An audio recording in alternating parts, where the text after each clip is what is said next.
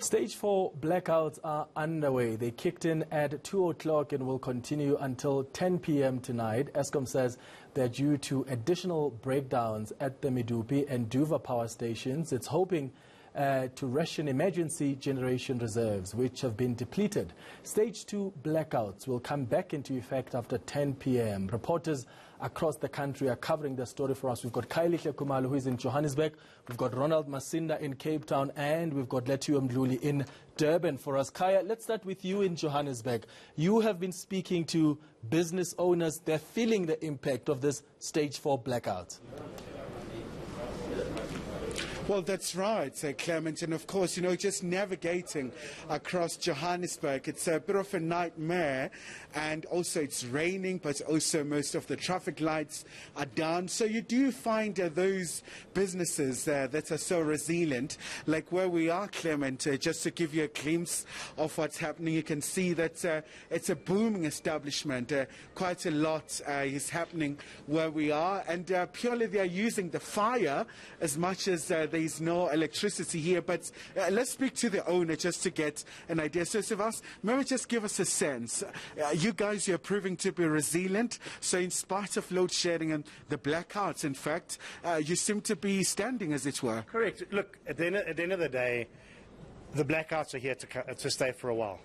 You can sit down and die and just try and suffer and just close your business, or you can find other ways to function. So we've got inverters that basically keep up point of sales up. We've got our little lights that keep some semblance of ambience, and we're using wood, which it just works. You don't have to worry about Eskom. You don't have to worry about anything else. You can just function. But I would imagine that it must be very hard for you to live like this, especially because you do pay for Eskom and there's no service at the end of the day. Absolutely. It's one of the challenges you need to face. You're paying a monthly connection fee. You're paying your taxes, actually.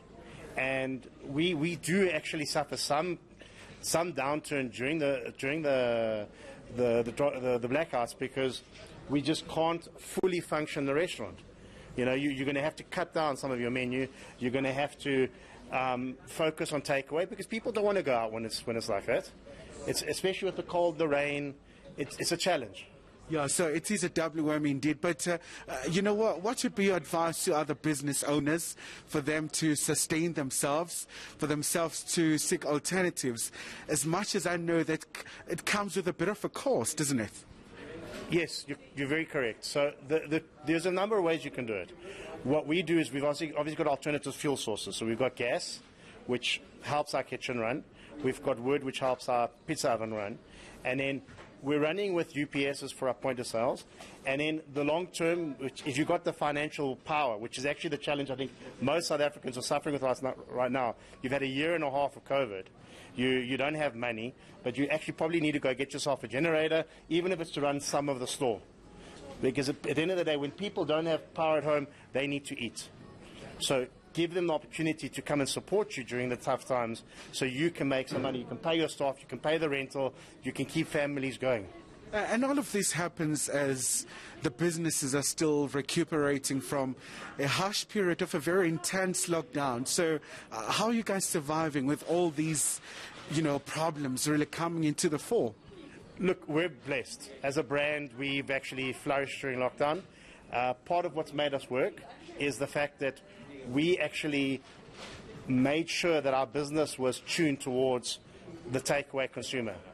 If we had a lot of sit down initially pre-lockdown, but we've really focused on takeaway. We're using Uber Eats, we're using Mr. D, we're using drivers, we've got collections, we advertise it heavily on social media, and over and above that, we all know that people are struggling. So you need to look at ways to maybe discount, to maybe just give a value offering, so people are able to eat takeaway for nearly the price they can eat at home. All right, Sivas, thank you so much indeed. So that's the owner of Smack Pizza. So one of the companies that is adapting in lots of very harsh conditions with the rolling blackouts, and they're really trying to stay afloat and not really stuck in the doldrums. So back to you, Clement. All right, Kailihle Khumalo, thank you so much for your time. Let's go to Durban now. Lethiwe Mdluli, earlier on you spoke to some business owners. I understand you've been chatting to some ordinary citizens now in Cape Town. How are they feeling about stage 4 blackouts? Well, Clement, a lot of people are saying that this blackout is going to affect the way they live their life. At the moment, I'm currently joined by Slindile Xulu, who's a citizen here in South Africa, and she's saying that her work has been affected, and also the way that children have to learn when they are at home.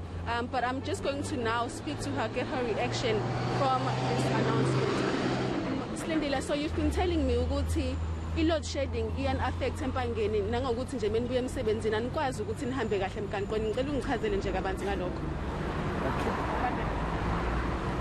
Yebo kunjalo impela njengomsebenzi esiwenzayo thina singama shift worker i-load shedding iyasa-affecta ngenxa yokuthi mase sibuya sekumnyama kungasekho ugesi they continue here kuba nobugebengu obuningi okwenza thina impilo zethu ingaphephi ngoba siphuca into zethu singabona nanokuthi obani abasiphucayo asikwazi futhi nanokuthi sivikele especially singabantu besifazane kuba nzima kakhulu kuthina naney'ngane zesikole kunzima ukuthi uyihlelele ngoba zidinga ukuthi uyilungiselele nanama lunch box menze esikoleni uthole ukuthi uyavuka ugesi awusekho ingane awusakwazi ukuthi uyenzele i-lunch box e-right e-healthy so siya-affecteka kakhulu siwumphakathi. Ikuphi ongathanda ukuthi ubone kwenzakala ngoba i-load shedding ikade yaqala? Ngiphendela ikuphi ongathanda ukuthi kwenzakala njengoba i-load shedding kade yaqala?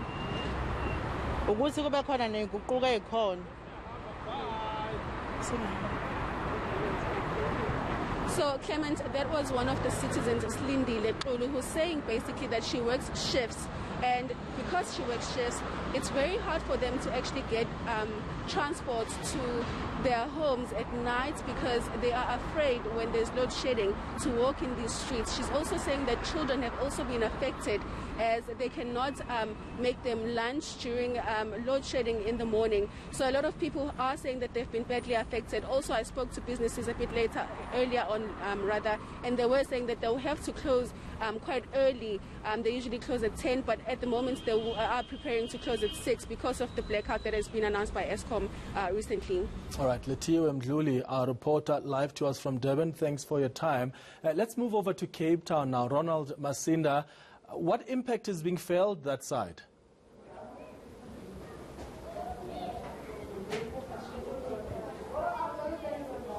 Ronald, I'm not sure if you can hear me. I'm asking stage 4 blackouts. Clement, good afternoon. Well, power cuts continue in some parts of the Western Cape. Earlier on, we were in Milnerton, where we saw quite a long backlog of traffic, people queuing for quite a number of minutes, trying to make their way to various parts or in areas where they live. Given that a number of traffic lights are switched off due to the power cuts. We also know that in areas such as Durbanville and Brackenfell, there is also stage 4. But where we are at Atlantis, it's another area where it's hit by stage 4. We are at a business premises, a hair salon, where it is completely empty, Clement, where many people have been turned away due to stage 4. I am going to call in the business owner, the man who owns this premises, Mr. Zolisa Makalota, to join us quickly for a quick conversation. Tata sabulela ixesha lakho, gasinike nje inkcukacha uba inaffecta njani into ye-power cuts. Mhlekazi, into ye-power cuts thina iyasibetha kakhulu thina apha ngoba umzekelo mna ndirana amashishini amathathu. Ndingcam eli salon ndathi makurento kulo. Qha kwalapha kulo abantu bayabetheka, abantu basebenza apha kulo, andiyazi uba imali bazayibhatala kanjani erent. Okokuqala, umbane xa ungekho apha abantu abakwazi ukubekelwa amanzi ngale ketile inkulu for uba bahlambe. Okwesibini, abakwazi ublowa, abakwazi ukwenza nantoni umbane xa ungekho. Iicustomer ezininzi ke apha ziyajika. Sikuloo situation thina apha eAtlantis kule salon yam. Bakhona mhlawumbi abantu abathi kuni bayaphelelwa okanye bayazishata down iibhizinesi zabo since bakule situation yongakwazi uqhubekeka. Baninzi mhlekazi abashatayo down ibhizinesi zabo. Umzekelo mna ndingomnye ucingayo kwa i-internet cafe le ndiyiranayo because most of the time if evumbana awukho I operate at all. if ever andinazo ii-funds zokuthenga i-generator or install i-solar, it end up ndiyivala lo business because it's not worth it for me. Sabulela ixesha lakho tata.